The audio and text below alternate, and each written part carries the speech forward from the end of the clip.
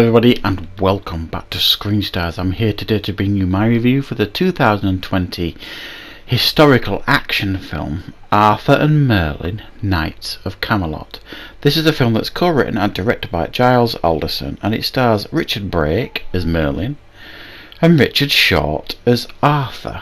Now, I think it's fair to say that over the years we have had many different versions of King Arthur, the Knights of Camelot, all that kind of stuff. Some bordering on fantasy, some trying to be more gritty and realistic. And the most recent one that springs to mind is the one a couple of years ago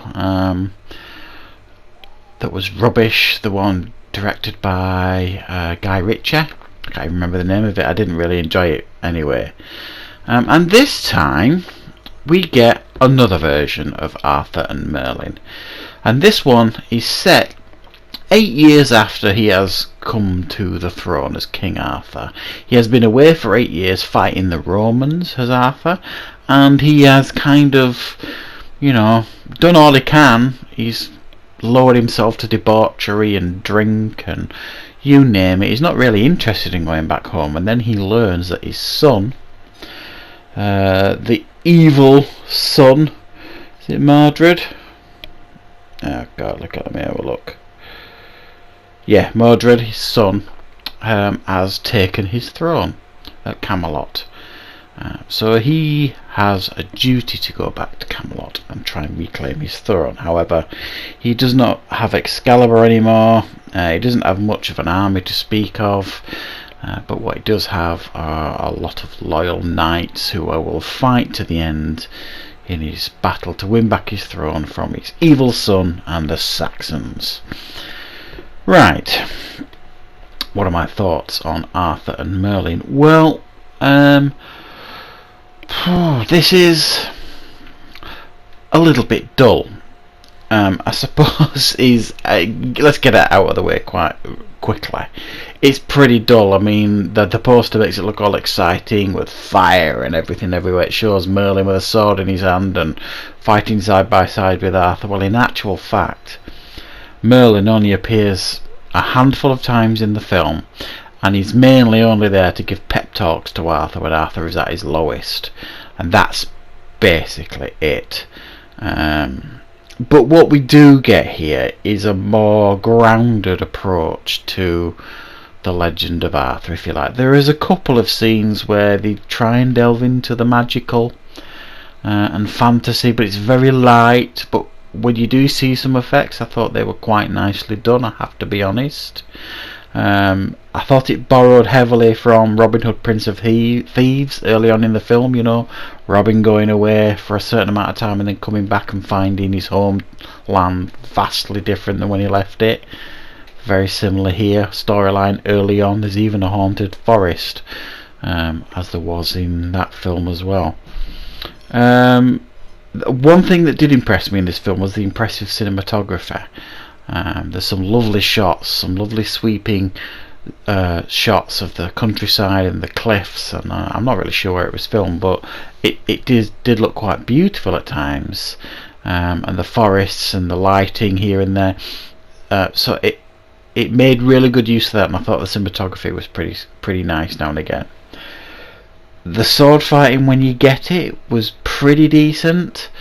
Sometimes you watch these films and the sword fighting they look overly rehearsed and they don't look impactful, and there is a little bit of that, but for the most part I think it works, even if the battles are what you would consider quite small scale, I suppose. There's no like hundreds of men on a battlefield facing each other. It doesn't really work like that, this film. They don't have the budget, and they don't have the money for the effects or the extras, so it's more like a cheap BBC production, this, that once it's been filmed they looked at it and thought, oh, it's not really that great, and it's been relegated to BBC Two, and you'll understand that if you're from the UK. But I'm being a little bit harsh on this because there's not an awful lot happens for an awful lot of the film. You've got this tortured soul who is King Arthur, who feels like he's let down everybody, including himself and Guinevere and Lancelot and the Knights and Camelot, and you know, and you just kind of think, oh, for goodness sake, you know, you're supposed to be the king, aren't you? And there's quite a lot of that, and then obviously you get the uplifting moment when he's back to King Arthur and he's leading his men into battle and all that kind of stuff. So it has its roller coaster moments, this film. I think it just needed to lighten up a little bit, have a little bit of fun with this subject matter, this legend of Arthur. I think it took itself a little bit too seriously, this film, unfortunately, and because of that the dialogue was a little bit intense, I suppose, and his son Mordred was pantomime villain stuff. Probably the worst thing in the film was that part of it. It was, you know, I'm the evil son. It was more like a brat, basically. So yeah, it's not a bad film. I'll go that far. I've seen far worse. In actual fact, I'd go as far as to say it's better than the Guy Ritchie version, I think. So I'm going to give it a 6 out of 10. It's decent enough. You can pick it up off the supermarket shelf right now. And if you like fantasy films, you'll probably find something here to enjoy, but don't be expecting big budget special effects and huge battlefield scenes, because you're not going to get it. It's far more small scale, a smaller budget, but it is certainly watchable. I didn't dislike it immensely or anything. So that is my review for Arthur and Merlin, Knights of Camelot. I hope you enjoyed the review. If you did, please consider clicking the like button. It does help the channel, and if you are new, please consider clicking the subscribe button. Thank you very much for watching, everybody.